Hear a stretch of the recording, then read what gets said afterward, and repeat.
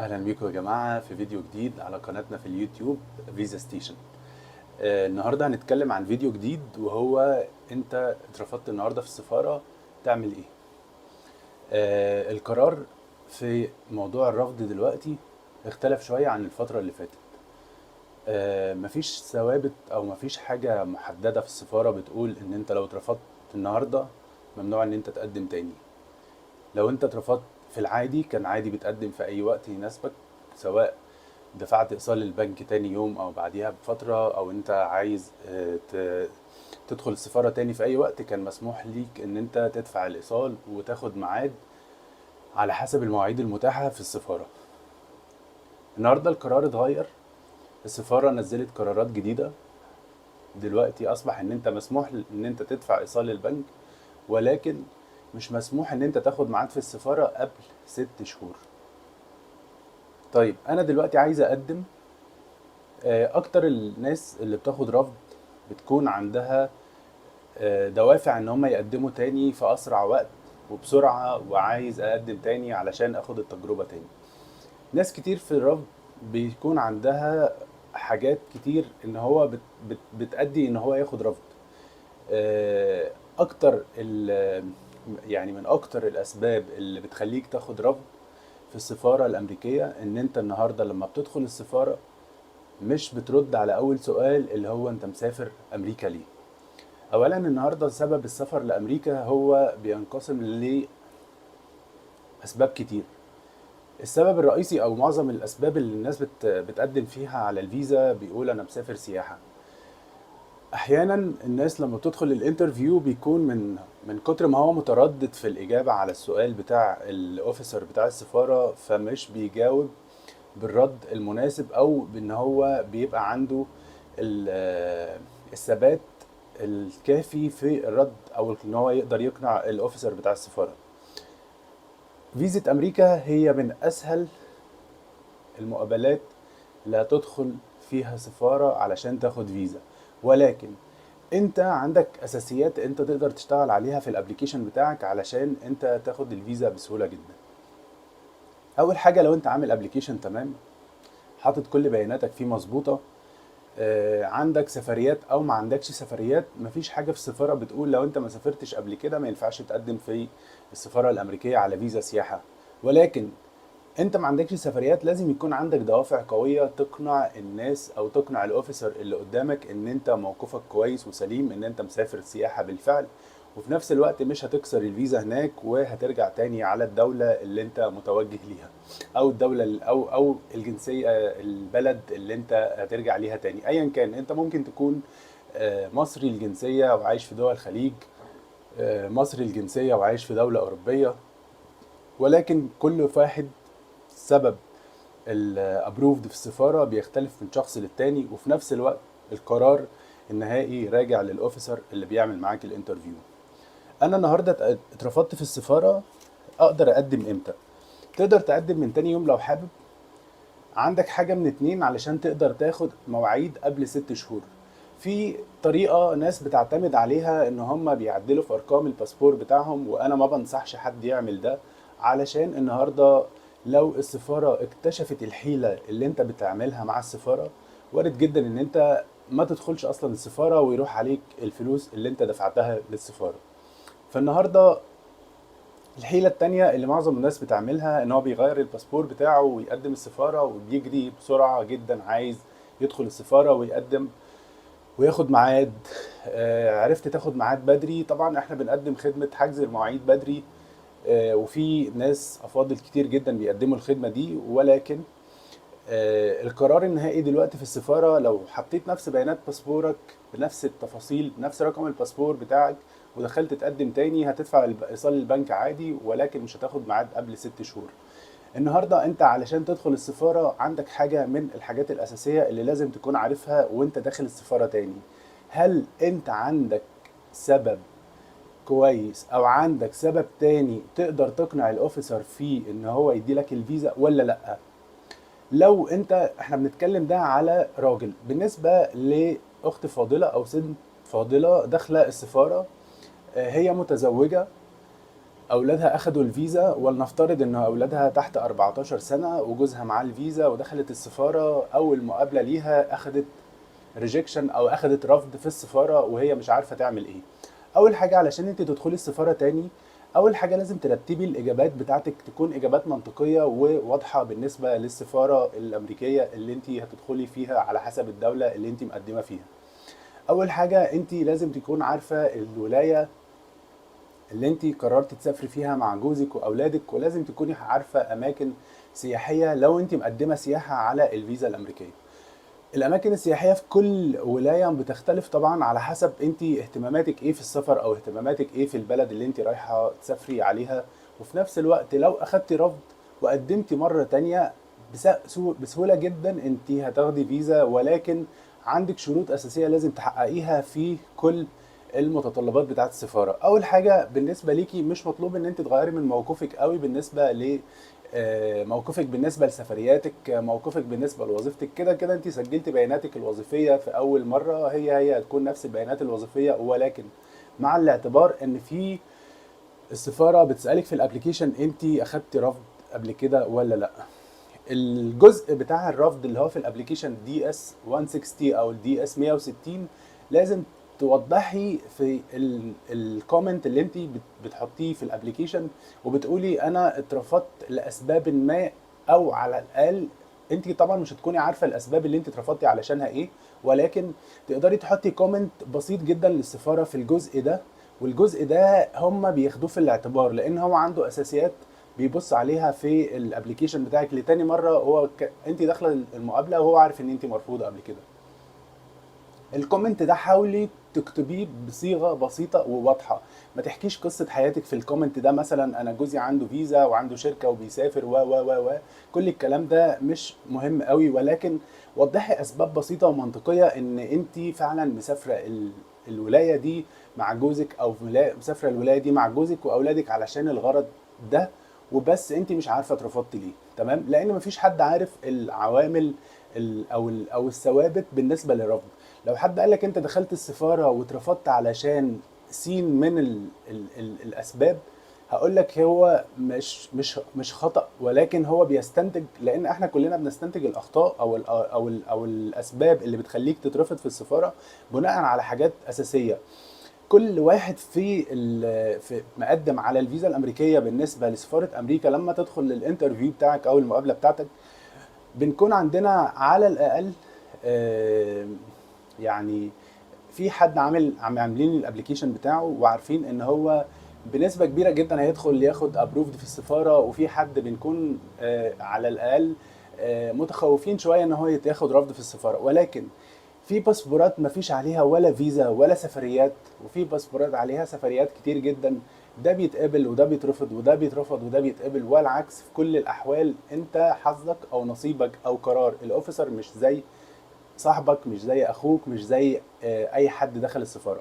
كل واحد ليه نصيب وحظ. انت بتدخل السفاره لازم تكون عندك الاساسيات بتاعتك في المقابله تكون عارفها، لازم تكون عارف انت مسافر على ولايه ايه، لازم تكون عارف المرتب او دخلك الشهري كام اللي انت كاتبه في الابليكيشن. حتى لو انت كاتب، يعني كاتب مثلا ان انت بتقبض مثلا 100,000 جنيه وانت اصلا بتقبض 50,000 جنيه، لما تدخل تتسأل في السفارة وترد على السؤال بتاعك انت بتقبض كام او بتشتغل ايه، لازم تكون عارف الرقم. ما ينفعش تقول له تقريبا انا دخلي الشهري وليكن 100,000 جنيه، مفيش حاجة اسمها تقريبا.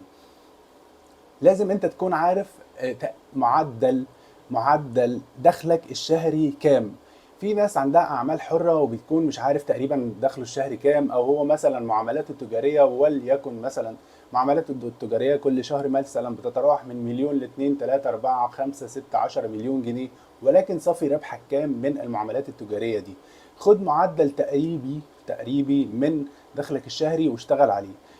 انت دلوقتي لما تكون مقدم على الفيزا علشان تقول انا مسافر سياحة، ما ينفعش يكون دخلك الشهري مثلا 3000 جنيه او 5000 جنيه او 4000 جنيه. انا مش بقول لك ما ينفعش ان انت هتدخل هتترفض، ولكن انا بقول لك الاساس من السفر. انت بتقول رايح سياحة مثلا وموقفك مش كويس او ما عندكش سفريات قوية بالنسبة للسفريات السابقة بالنسبة ليك، او الترافل هيستوري بتاعتك اللي انت حققتها في حياتك بالنسبه للسفر.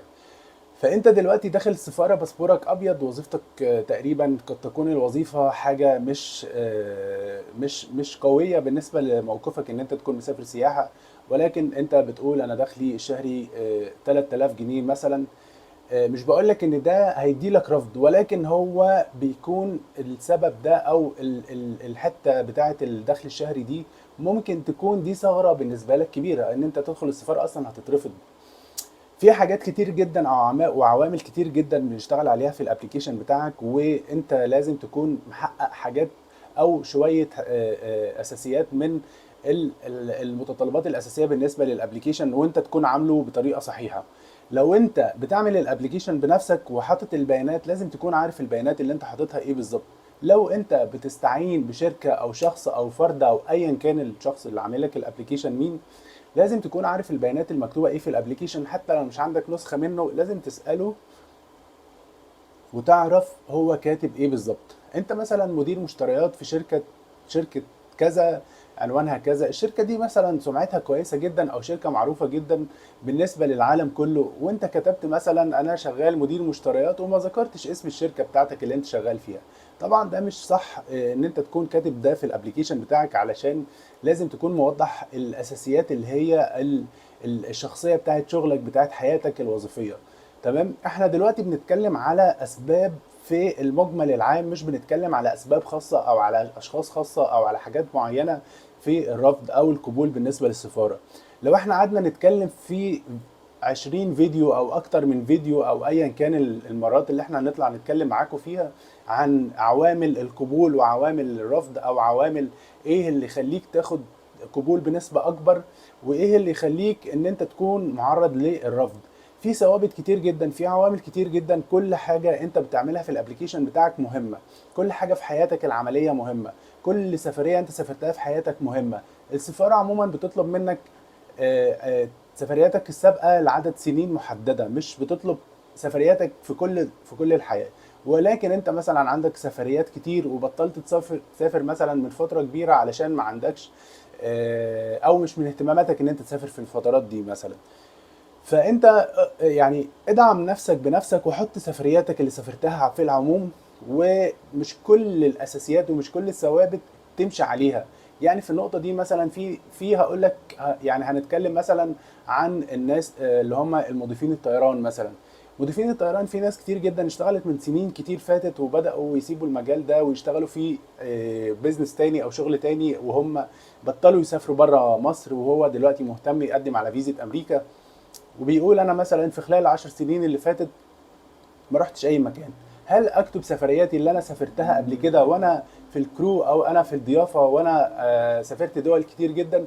اكتبها علشان دي هتنفعك. الاحسن ما انت تسيب الخانه بتاعت انا ما سافرتش في حياتي ولا سفريه في حياتي. انت سافرت تمام، بس السفاره بتقول لك انا عايز سفرياتك في عدد السنين دي. الصح ان انت مش هتكتب علشان هي الثوابت بتقول ان انت في عدد السنين دي ما رحتش اي مكان. انا بقول لك اكتب، مش بقول لك علشان انا يعني اكثر فهما من السفاره، ولكن بقول لك ادعم موقفك في السفاره، ادعم موقفك في الابليكيشن، ادعم موقفك لما تدخل قدام الاوفيسر مثلا.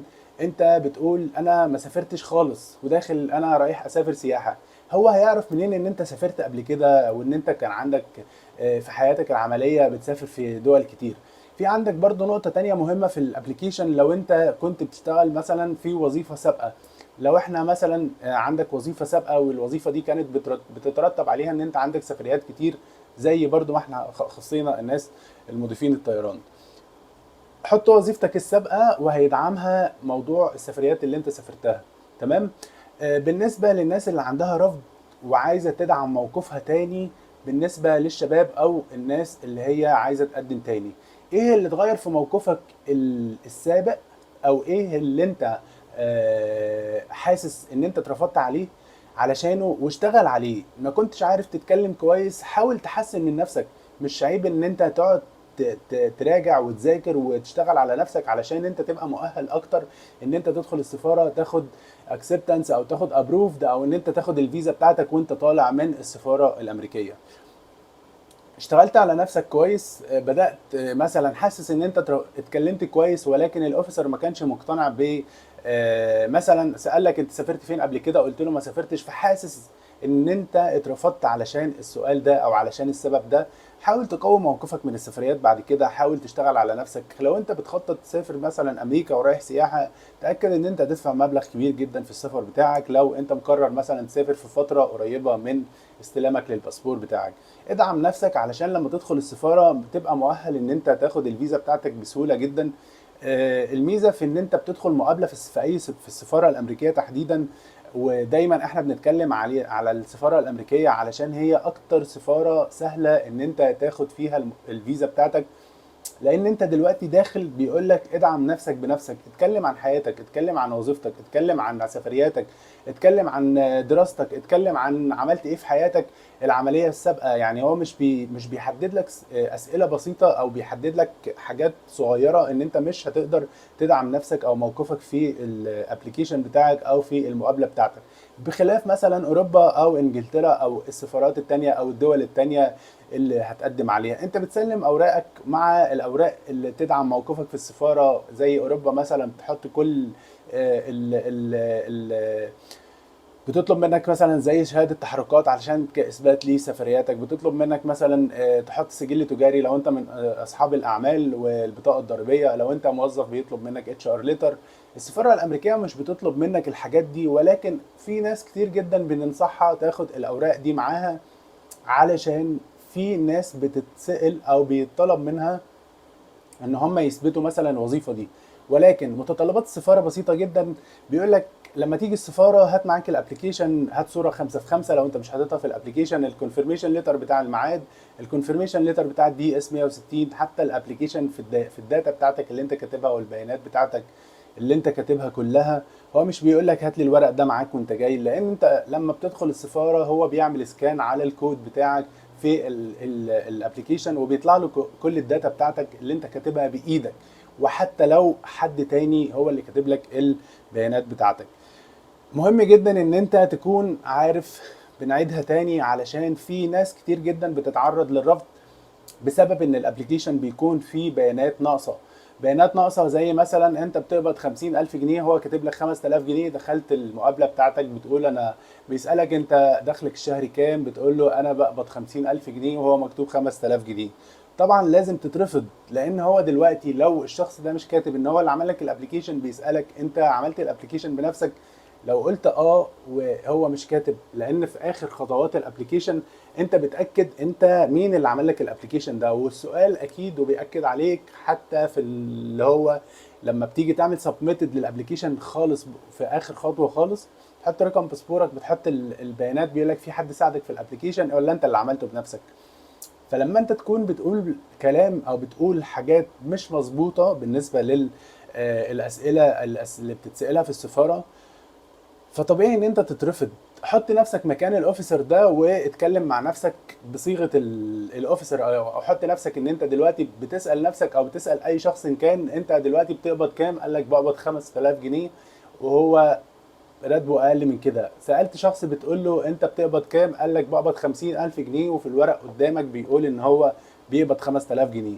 فانت لازم يبقى عندك شكوك. الشكوك دي انت بتحط نفسك فيها او انت مش بتحط نفسك فيها. احيانا الناس بتتعرض ل ان هم بيعتمدوا على اشخاص مش في محلهم، بيعملوا لهم الابليكيشن بطريقه مش صحيحه. ولكن في الحالة اللي انت دلوقتي عايز تدخل السفارة تاني، برضو بنرجع لنفس السبب الأساسي للفيديو بتاعنا، اللي هو أنا اترفضت النهاردة، إمتى أقدم تاني على فيزا أمريكا، أو إمتى إن أنا مسموح لي أدخل المقابلة تاني.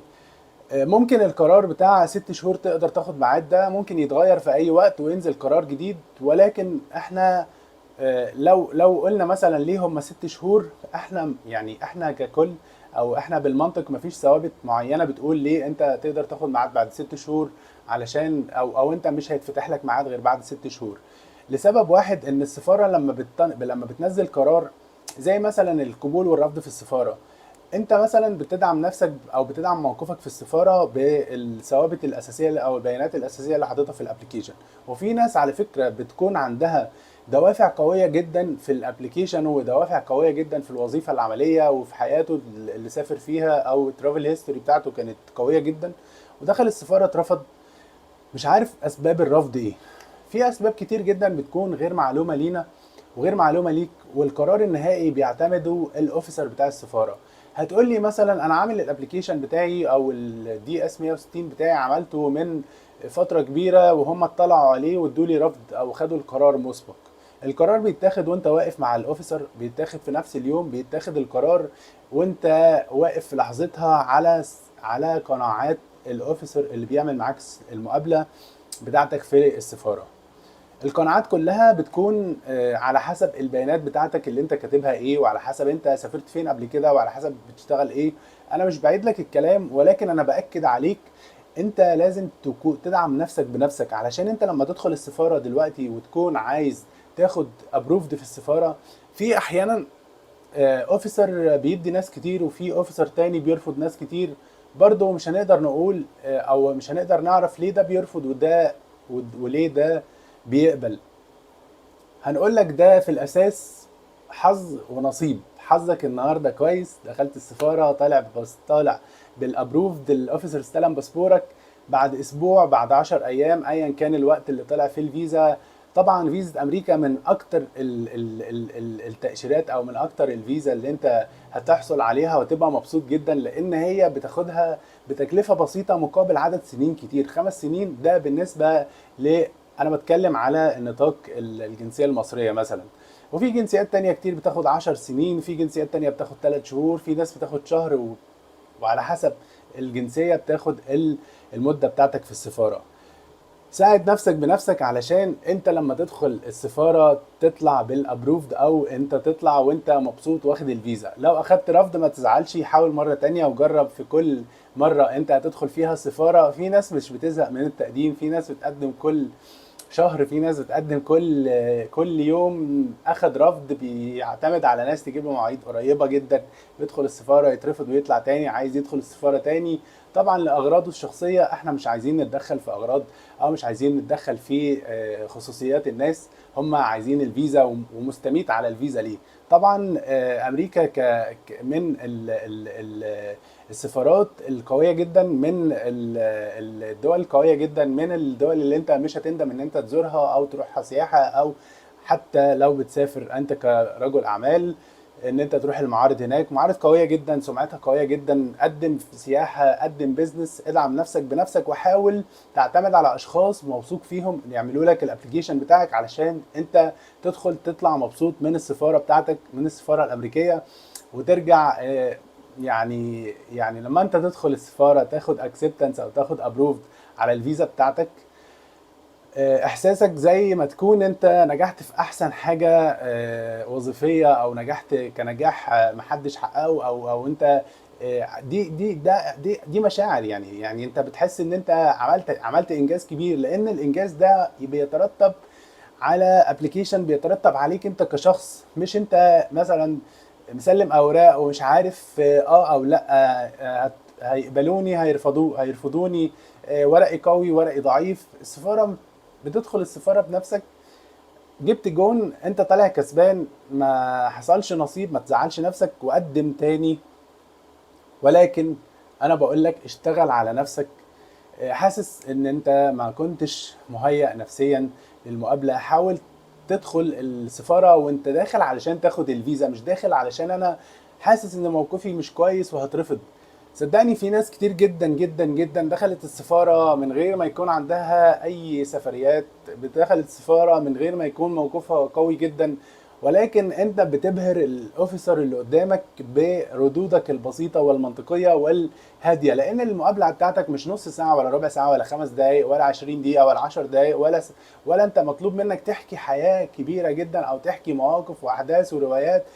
في ناس كتير جدا بتسألنا دايما انا هدخل السفارة اقول له هروح ولاية كذا وولاية كذا وولاية كذا وهعمل ممكن تبهره في حالة واحدة بس، لو انت سافرت كتير قبل كده، او انت عندك خطة فعلا محكمة وانت مثلا عارف انت رايح تعمل ايه. ما تحاولش تورط نفسك بالرد الكبير قوي على السؤال البسيط اصلا. حاول تخلي الردود بسيطة ومنطقية. الاوفيسر مش مهتم يعرف انت مسافر كام ولاية، على قد ما هو مهتم يكون عارف الوجهة بتاعتك الأساسية في السفر ايه، وانت داخل فعلا علشان تروح سياحة وتطلع من البلد وانت داخل قانوني وخارج قانوني. طبعا الكلام بتاعنا مش موجه للناس اللي هي بتسعى على رزقها وعلى ان هم عايزين يروحوا يشتغلوا هناك. انتوا حرين، ده قراركم الاساسي، قراركم النهائي. طبعا ربنا يوفق كل الناس اللي بتسعى على رزقها وعلى حياتها. كلنا بنتمنى ان احنا نعيش حياة كويسة في كل الاماكن، في مصر بره مصر. بنتمنى لكل الناس ان هم يتوفقوا يدخلوا السفارة يطلعوا بالفيزا. واحنا الفيديو بتاعنا النهارده لو طولت عليكم سامحوني. لو انا قلت لك معلومه مفيده حاول تدعمني بالسبسكرايب، حاول تعمل لايك للفيديو، حاول تعمل شير للفيديو. هعمل لك فيديوهات كتير قريب في الفترات الجايه، هساعدك في كل الطلبات اللي انت عايزها. ابقى اعمل لي كومنت على الفيديو لو انت عندك سؤال معين. هطلع بفيديوهات تانية هوضح لك اسئلتك، هرد عليك في كل اللي انت عايزه. انا معاك سامح من فيزا ستيشن، وقدمت لك فيديو النهارده بسيط علشان احاول اساعدك وعلشان احاول اديلك اكون سبورت معاك ان انت ما تفقدش الامل في اول مره ولا تاني مره. قدم في كل الاوقات اللي انت عايزها، ولكن بقول لك حسن من اخطائك اللي انت حاول او اللي انت حطيت نفسك فيها او اللي انت اتحطيت فيها وانت مش عارفها ايه. حاول تستنتج من المقابله بتاعتك، لان انت الوحيد اللي كنت داخل بنفسك وانت اللي اتسالت وانت اللي عارف رديت ازاي. في ناس كتير جدا بنقابلها بتطلع من السفارة مش بنقابلها مقابلة شخصية، احنا بنقابل المواقف نفسها اللي الناس اتعرضت ليها. الناس بتدخل المقابلة وتطلع تقول انت عامل لي ابلكيشن كل البيانات فيه غلط. طيب هقول لك على حاجة. انت دخلت اتكلمت في السفارة قلت انا مسافر ليه؟ لا ما اتكلمتش. انا دخلت ما نطقتش ولا كلمة. كنت عايز اتكلم بالانجلش واتكلمت عربي، فالاوفيسر زعل او هو انفعل عليا او هو حاسس ان انا مش بتكلم انجلش فانا مش مهيأ. صدقني انت في الاول وفي الاخر اللي بترد رد بسيط. انت اللي في الاول وفي الاخر بتدخل تدعم نفسك بردك برضو على الاسئله اللي انت بتتسالها. في ناس بتدخل تسكت تماما، في ناس بتبقى عارفه الاجابه ولكن من التوتر اللي هو هيتحط فيه مش عارف يجاوب الاجابه الصحيحه والاجابه المنطقيه اللي هو اصلا بيقول لك انت مسافر ليه. ادعم نفسك بنفسك وقول انت مسافر ليه علشان انا عايز اديلك فيزا. في ناس كتير جدا بتدخل المقابلات والاوفيسر بيكون عنده قناعة كبيرة جدا بالملف بتاعه، ولكن هو بيحاول يعني او هو بيكون من التوتر ما بيعرفش يرد كويس. كنت معاكم النهاردة في فيديو جديد على قناتنا في اليوتيوب. ادعمونا وان احنا معاكم في فيديوهات جديدة تنزل برضو في الفترات الجاية.